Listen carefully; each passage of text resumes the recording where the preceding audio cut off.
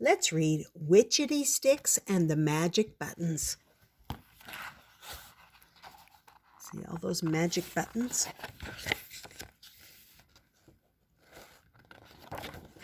This is a muddly wuddly witch called Witchety Sticks. And this is her friend, Woo. Witchety Sticks is no ordinary witch, oh no. She lives in a ramshackle shed in a very tall tree, and she keeps magic buttons in her pockets. One day, Witchety Sticks woke up in her wonky wooden bed. She wiggled her toes, stretched her fingers, and pulled on her woolly socks. "Time for a getting dressed button," she said. "Magic button, witchety woo, time to get dressed into something new." Up popped a pair of purple pantaloons. "Perfect," said Witchety Sticks. She popped on her pantaloons and set off to find Woo. "Good morning, Woo," said Witchety Sticks. "Are you hungry? It's time for a breakfast button. Magic button, bish bash bam, let's have breakfast, eggs and ham." Up popped a chicken. It flapped its wings and started laying eggs everywhere, here, there, and everywhere. "Witchety wow," cried Witchety Sticks. What a mess. It was time for a spring clean button. Magic button, alakazam, let's make everything spick and span.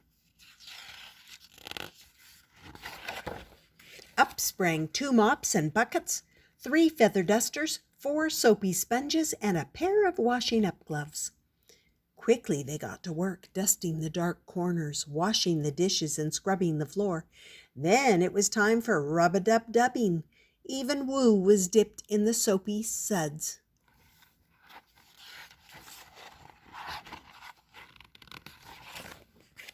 Before long, everything was hung out to dry. Then the magic ran out. The buckets, the dusters, and the washing-up gloves vanished. Everything was calm. There's Woo. Everything was calm until suddenly a big gust of wind whistled through Muddly Woods and swept all the laundry into the treetops and the bushes. "Oh dear," said Witchety Sticks. "What a muddle and a mess." Quickly, Witchety Sticks and Woo untangled everything. Then sniff, sniff, they heard a little noise coming from under a pair of Witchety Sticks' old gardening trousers. It sounded like someone was crying. "Hello," whispered Witchety Sticks in her kindest voice. "Are you all right in there?" There was a bit of rustling, then out stepped a very wet, very upset Littlepotamus. See it? The Littlepotamus. "I'm lost," he sobbed. "I was," sniff, "eating my breakfast with my Mama-potamus and my Papa-potamus when our house got dipped into the washing tub and hung out to dry. Then a big gust of wind got me, and now I can't find my house." "Don't worry," said Witchety Sticks. "I'll find your house. What does it look like?" "It's stripy," sobbed Littlepotamus. "Stripy?" said Witchety Sticks, and she searched in her pocket for a suitable button. "Magic button, witchety wows, bring Littlepotamus a stripy house."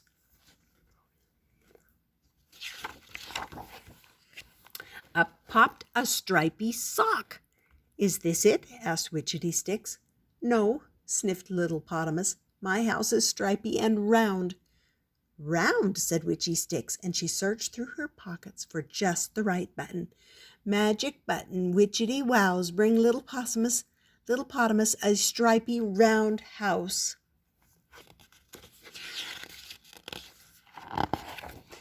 Up popped a stripy round hat. "Is this it?" asked Witchety Sticks. "No," sniffed Littlepotamus, wiping his tears. "My house is stripy and round, and it has a lovely yellow roof." "Oh dear," sighed Witchety Sticks. Her magic just wasn't going right today. "I'll give it one last try.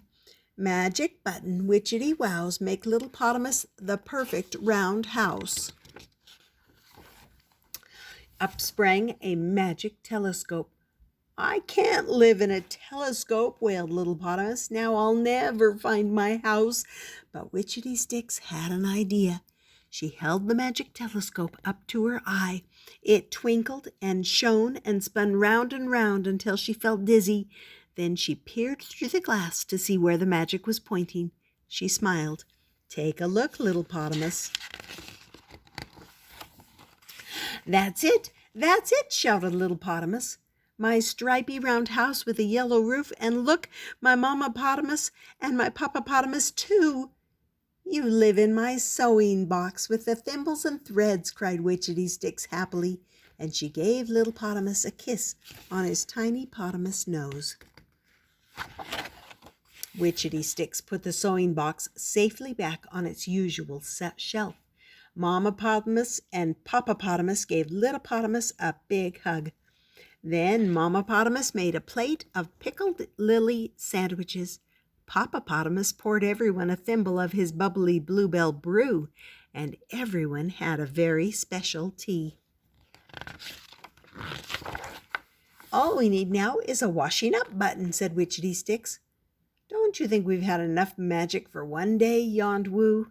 For once, Witchety Sticks had to agree, so she popped the button in her pocket for another day. The end of Witchety Sticks and the Magic Buttons. Hope you enjoyed that. Don't forget to subscribe.